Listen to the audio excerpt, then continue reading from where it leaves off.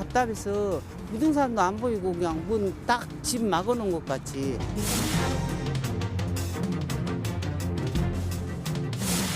광주시 행정이 해야 될 공공성이라고 하는 부분들은 사실은 사라진 거나 마찬가지이기 때문에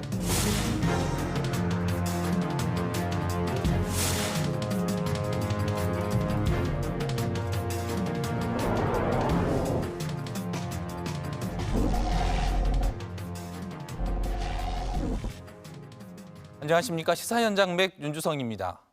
최근 광주 도심 곳곳에서는 재건축, 재개발 또는 도시환경정비사업이라는 이름으로 아파트 건설이 한창입니다. 그런데 최근 지어지는 아파트들을 보면 마치 하늘 높이 치솟는 고층 아파트가 공식화된 것처럼 여겨질 정도입니다. 하지만 한편으론 이를 둘러싼 논란도 뜨겁습니다. 고층 아파트 건설로 인근 지역은 물론 도시 전체의 경관까지 훼손될 수 있다는 지적들이 제기된 탓인데요. 자세한 내용 박남용 PD가 취재했습니다. 지난달 26일 지역의 고층 아파트 문제를 진단하기 위한 한 집담회. 40층이 문제다? 그럼 35층이 그럼 해답이냐? 아니면 30층이 문제냐? 이런 것에 대한 답은 어찌 보면 광주의 미래에 대한 도시 계획 안에서 뭔가 만들어져야 하고 최근 도시계획 심의가 진행 중인 뉴스테이 사업의 공공성 문제가 제기됐습니다. 예를 들면 검토를 하는데 이게 믿을 수 있는 자료인지 아니면 정확한 자료를 가지고 하는 건지 하는 것들은 좀 다시 한번 봐야 되지 않느냐라고 하는 거죠. 그런데 갑자기 여기저기서 고성이 터져 나옵니다.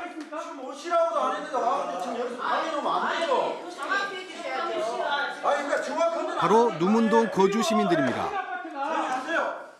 그런데 저희 개발에 대해서 도시를 새로운 도시를 만들어야지. 썩어 빠진 데에서 살아게요. 누문동을 콕 집어가지고 이야기를 하는데 조직적으로 방해하려고 하는 그 내용이잖아요. 우리가 바보예요, 사람들이.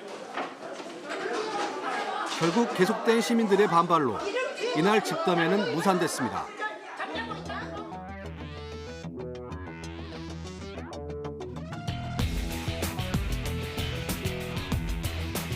광주의 상징인 금남로와 광주천 사이 바로 누문동 뉴스테이 사업 대상지입니다.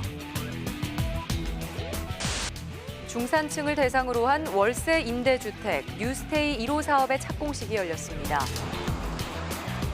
이 사업은 정부가 중산층을 위해 내놓은 기업형 장기 임대주택 사업으로 누문동 일대 최고 44층 높이의 초고층 아파트 건설이 추진 중입니다. 광주 구도심이 공동화가 되고 있고 또 외곽 신도시면은 굉장히 전세난이 가중된 상태에서 지금 누문지구는 시내 중심에 있어서 아마 선호도가 굉장히 높았고 그런데 광주 환경운동연합 등 여러 시민단체에서 이 사업에 제동을 걸고 나섰습니다. 누문동 개발 사업이 도시의 공공성을 포기한 난개발의 전형이라며 전면 재검토를 주장합니다. 도시를 재생하는 사업들은 필요한데 이 도시 재생이 사실은 기존의 공간들과 충돌하지 않고 그리고 광주가 원하는 도시 중심부의 개발의 방향이 어떤 것인지 이런 것들이 그림이 그려져 있는 상황에서 계획이 수립이 돼야 되는데 거기에 뭐 여러 가지 조그만 전문가 역시 고층 아파트를 짓는 현재의 물리적 개발 방식을 지적합니다. 여기에 있는 저층 건물과 40층 건물은 엄청난 격차를 이루게 돼요.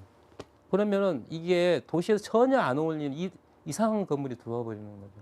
그리고 거기에 그 땅에 쓰여 있는 역사라든가 기억이라든가 추억을 모두 다 드러내버리고. 뉴스테이 사업이 예정된 누문동 일대는 양동시장과 금남로 5가를 끼고 있는 중심 상업지역입니다.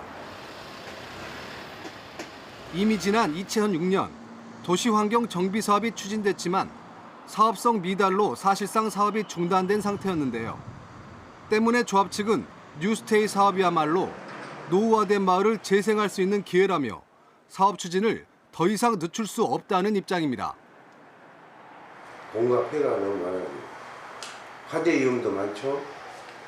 젊은 애들이 이제 학생들 같은 거 들어가서 이제 본드도 오고 담배 피고 그럽니다. 그래서 사건 사고가 지금까지 많았어요. 124.5. 그렇다면 도시 전체의 공공성을 해칠 수 있다고 지적된 44층 초고층에 대해서는 어떤 입장일까? 예를 들어서 45층을 지어야 될 건물을 20층으로 낮춘다 하면, 뭐 30층으로 낮춘다 하면 그 면적만큼의 저희들은 사업을 하려면 그 동이 한 동이 더 들었을 수밖에 없는 상황이죠. 뭐 13개 동에서 16개로 늘어난다든가 그러다 보면은 생활의 쾌적성은 더 떨어지죠. 특히 여기는 주택 재개발이나 주택 재건축과는 달리 상업지역이기 때문에 무엇보다도 사업 이익이 창출되지 않으면 영역업체들이 투자를 자체를 안 합니다. 문제는 또 있습니다. 뉴스테이 사업 자체를 반대하는 주민들 대부분은 상가를 운영하는 상인들인데요.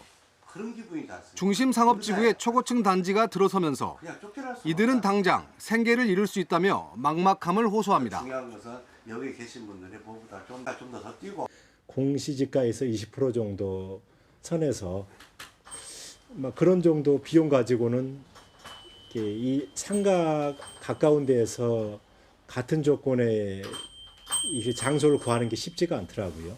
적게는 10년, 많게는 40년 동안 여기서 직업의 특수업종을 가지고 다 생업에 종사하고 있는 사람들입니다. 양도시장 앞에서 여기서 이 자리를 떠나게 하면 어디 가서 새로운 시작을 또 하겠습니까? 뉴스테이 개발 사업이 진행되면서 마을의 분위기도 뒤숭숭했는데요. 초고층 아파트를 둘러싼 의견도 분분합니다. 예를 들자면 저쪽 그 임동 아파트는 39층으로 허가가 난 걸로 알아요. 그러면 단 4층, 5층 차이 가지고 한다는 것은 뭔 댓글 거는 걸로 생각됩니다. 너무 높이 오면 안 되죠. 시내 아파트를. 서울하고 여기하고는 전혀 틀리죠. 도시 한복판에 고층을 올리면 쓰겠어. 그렇지. 환경적으로 위하죠. 안 되지. 근데 사업자는 올려야 돈이 되니까 많이 올리려고. 안 되죠. 광주 북구의 한 초등학교. 학부모들의 피켓 시위가 진행 중인데요. 일대에 들어설 고층 아파트로 인해 아이들의 학습권이 침해받을 수 있다는 이유에서입니다.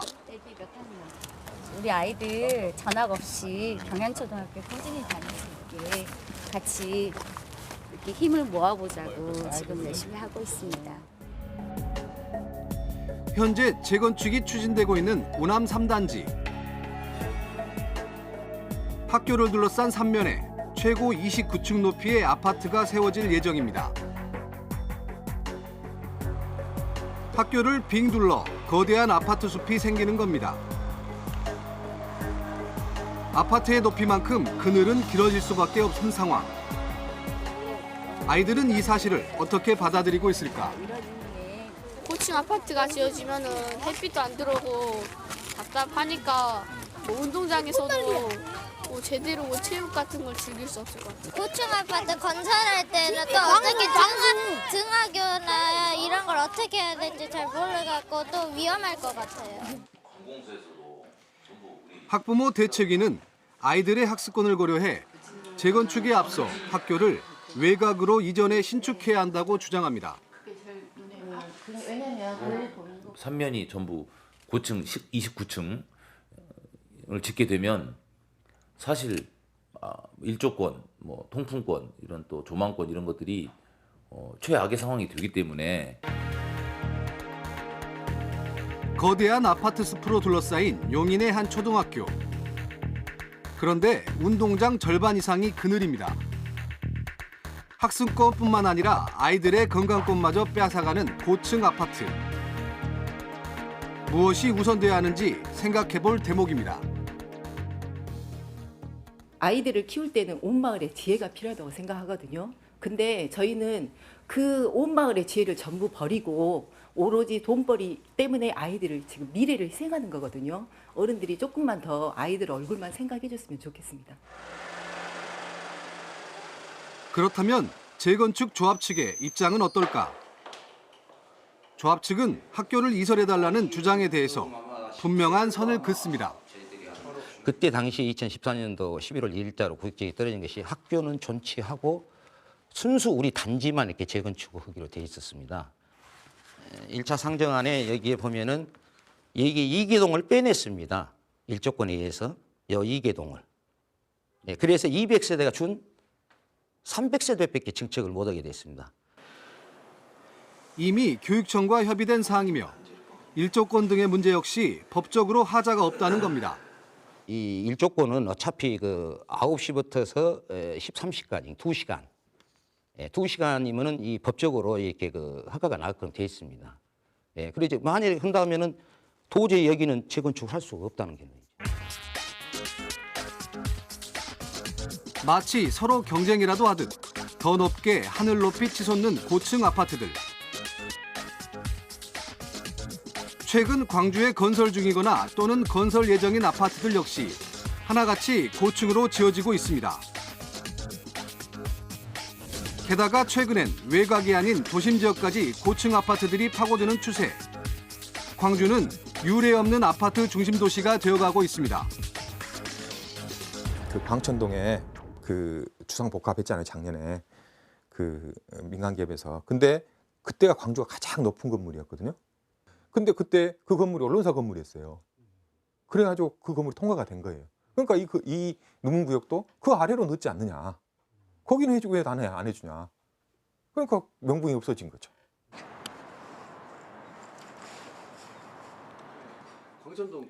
그렇다면 이에 대한 광주시의 계획은 무엇일까? 고층 아파트를 짓게 되면 그만큼 저층의 아래쪽에 충분한 녹지 공간이 확보가 되면서 또 바람길도 확보가 되고, 이제 다만 조망권은 침해가 되겠습니다만은 조망권 침해를 최소화하기 위해서 저희들이 지금 경관위원회라든지 교통건축위원회를 통해서 보완을 해 나가고 있습니다. 광주시에서 발간한 2025 광주 도시기본계획입니다. 광주시는 그동안 도심 및 주거 환경의 문제점으로 도시의 특성을 반영하지 못하는 획일적인 아파트 위주의 정책을 꼽고 있습니다. 하지만 실제 행정에서는 좀처럼 기존의 지적사항에 대한 개선 의지가 없어 보입니다. 어디 도시의 야경이 좋다 이런 경우가 많이 있지 않습니까? 뭐 홍콩의 야경이 좋고 부산의 해운대 뭐 야경이 좋고, 그런데 저층 건물로서 야경이 좋다 이런 경우는 없지 않습니까? 다 고층 건물로 인해서 경관이 좋다는 그런 이야기가 나오고 있지, 저층 건물로 경관이 좋다 이런 말은 별로 들어본 적은 없는 것 같습니다만. 지금도 아파트에 40층 아파트 이런 아파트를 짓고 있는 이게 과연 문화도시인가, 우리는 아직도 산업시대에 살고 있는 건가에 대한 근본적인 성찰이 있지 않으면 안 된다고 생각합니다. 최근 쏟아지는 초고층 아파트 광고들을 보면 저마다 지역의 랜드마크를 운운하며 최고의 조망권을 내세웁니다. 그러면서 남들보다 더 특별한 공간에 살 수 있다는 차별성을 내세우곤 하는데요. 그렇다면 초고층 아파트가 점령한 광주는 아름다운 도시일까요?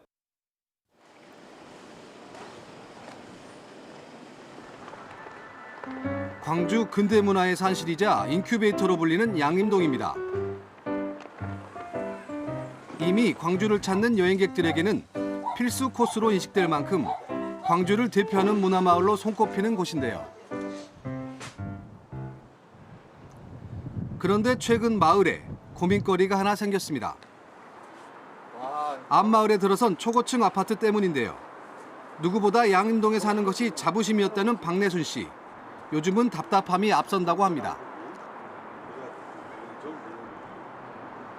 무등산은 우리 어머니 같은 고향의 아름다운 산이었는데 볼 수가 없어요.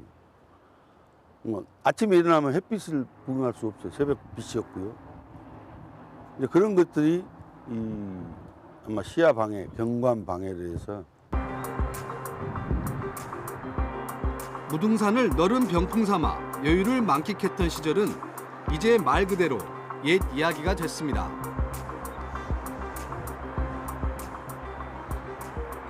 무등산은 능선이고 어머니 같은 부드러운 곡선, 그 곡선들이 이어지고 이어져서 하나의 그림이잖아요. 산이라는 그림이 되는데 이제는 그림이 없어요. 이것들이 이 자연 경관을 아마 해쳤기 때문에 인간의 마음도 없어지지 않느냐. 조선대 쪽에서 백운동 쪽으로 향하는 길목. 거대한 아파트 절벽이 성큼 다가옵니다.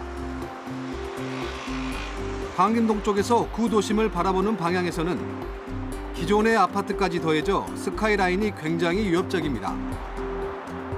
고층 아파트 하나로 생겨난 이 일대의 변화입니다.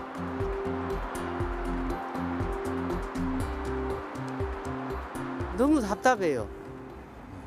너무 답답해서 무등산도 안 보이고 그냥 문 딱 집 막아놓은 것 같이. 저쪽에서도 이쪽이 보이지도 않고 이쪽은 저쪽이 보이지도 않고 지금 이쪽에 내가 여기 살고 있는데 이 무등산 조명이 아주 좋았습니다. 그런데 그것이 완전히 가려버렸어요. 광주 시민 누구나 마땅히 조망해야 할 무등산이 초고층 아파트 단지 숲에 점차 가려지고 있습니다. 광주의 집 면목이 훼손되고 있는 겁니다. 높이 솟아 하늘을 떠받치며 팔짱을 끼고 있는 모습, 바로 육중하고 후덕한 무등산을 표현한 그림들입니다. 예로부터 무등산은 광주를 대표하는 또 하나의 정신으로 표현돼 왔습니다. 한 설문조사에서도 광주 시민이 자긍심을 갖는 제1의 경관으로 단연 무등산을 꼽았습니다. 광주는 주변이 이제 도심 주변이 적어도 생활권, 일상 생활권 정도의 규모에서 산이나 이런 것들이 둘러싸고 있는, 그리고 이제 늘 산이 어느 정도 보여지고 배경이 되는 그런 아주 좋은 경관적인 바탕을 가지고 있는 도시이죠. 때문에 아파트가 내세우는 최고의 입지 조건은 무등산과 광주천. 몇몇 입주민들에게는 최고의 프리미엄이 되었지만 이 때문에 인근 지역 주민들은 기본적으로 누려야 할 무등산 조망권을 빼앗겼습니다. 처음에는 그런 걸 몰랐죠. 저렇게 높이 올라간다는 걸. 그냥 아파트가 진다고만 이제 우리들은 또 타동네이기 때문에 저걸 짓기 전에 한번 설문조사를 했을 필요 정도 있었고 주민들한테 의견 수렴을 할 필요도 있었는데 그런 과정이 생략된 것 같다는 생각은 들죠. 최근 논란의 중심에 있는 뉴스테이 사업지구 역시 초고층 아파트가 들어설 경우 광주천과 무등산의 경관을 해칠 수 있다는 지적입니다. 저기 새롭게 이제 뭐 임동과 눈문동에 이제 들어서는 아파트는 하나의 단지이기 때문에 10여 개가 넘는 아파트가 덩어리로 사실은 도심 한 공간에 우뚝 서 있는 형태가 되는 거죠.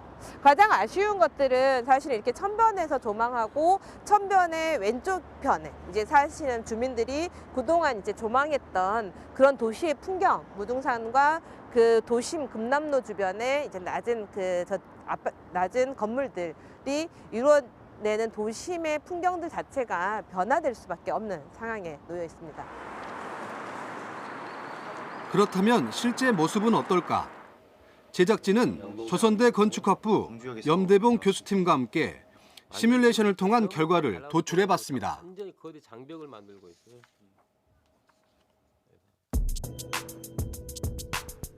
최고 44층 높이의 아파트 단지.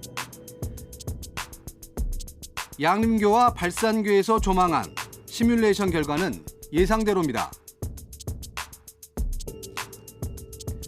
44층 건물을 발산교에서 조망해보면 무등산의 출부등선을 훌쩍 넘어 1960m까지 가려집니다.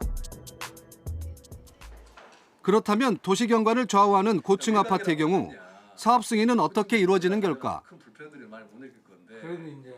사업계획 승인이 들어오면 우리 청내 관련 부서에 전부 보내가지고 검토 의견을 또 받습니다.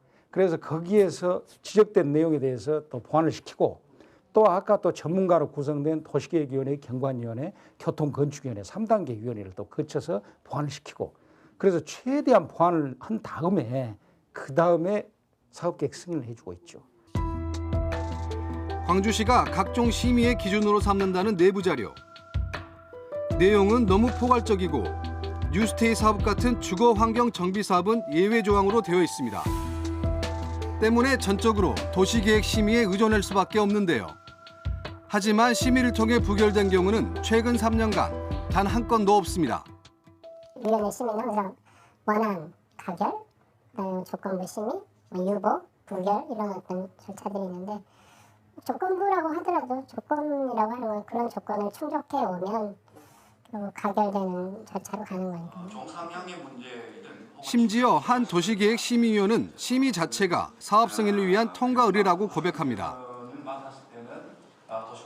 전문가는 좋게 이야기하면 전문가지만 나쁘게 말하면 이익은 게 당사자예요. 위원들이 위축이 되는 게 뭐냐면 소송을 하게 됐었을 때 패소를 하게 되면 광주시가 부담을 져야 되니까 그러니까 이제 법적인 한계가 있는 부분에 대해서는 그냥 어쩔 수 없이 승인을 해주고 대신 이제 정책을 좀 제시를 해주는 방향으로 자문을 하게 되는 경향이 생겨요. 기존 사진이고 이게 지금 문제는 또 있습니다. 심의에 제출되는 사업 시행자 측의 자료가 얼마나 정확한가에 대한 여부입니다. 그러니까 이제 사진 왜곡은 없어요. 다만 이제 여기보다 여기 밑에를 잘랐더라고요. 잘랐다는 얘기는 상대적으로 보면 자른 만큼 이게 높아 보일 수가 있어요. 사업 시행자가 경관 심의에 제출한 자료입니다.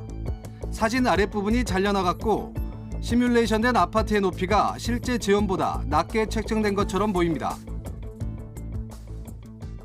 그러니까 객관적으로 검증할 수 있는 어떤 그런 시스템. 네, 그 시스템 필요한 거. 이런 게 분명히 있어야 될 것 같은데 그런 거를 이제 이제까지는 운영을 못한 거예요. 지난해 10월 진행된 2030 도시계획안 시민공청회. 광주시의 도시계획을 살피고 검증하는 자리입니다. 영산강과 광주천 주변 등에는 아파트 조성을 지향하겠다는 계획이 포함되어 있습니다.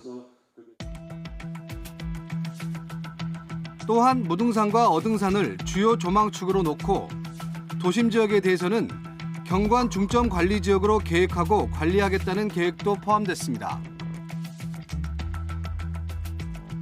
계획이 사실 캐비넷상의 계획, 캐비넷 안에 들어가는 계획일 뿐이지 실제 그러한 방향성들, 뭐 철학과 비전을 실천하고 있다라고 보기는 어려운 것 같습니다. 왜냐하면 그 예를 들면 버스 노선이야 뭐 바꾸면 돼요. 처음에 잘못하면. 근데 예를 들면 도시 인프라라든가 뭐 도시의 공간 개발이라고 하는 거는 사실 한번 잘못해 놓으면 이게 100년, 200년 사실 광주의 역사와 함께 가거든요. 오밀조밀 살며 서로의 삶을 보듬던 마을은 고층 아파트 절벽에 가려 그 자취를 잃어가고 있습니다. 본디 광주의 아름다움은 온데간데 없고 온통 도심은 아파트 숲이 점령한 상황. 아파트가 한 층씩 더 높아질수록 우리가 잃어가는 것은 없는지 생각해 볼 때입니다.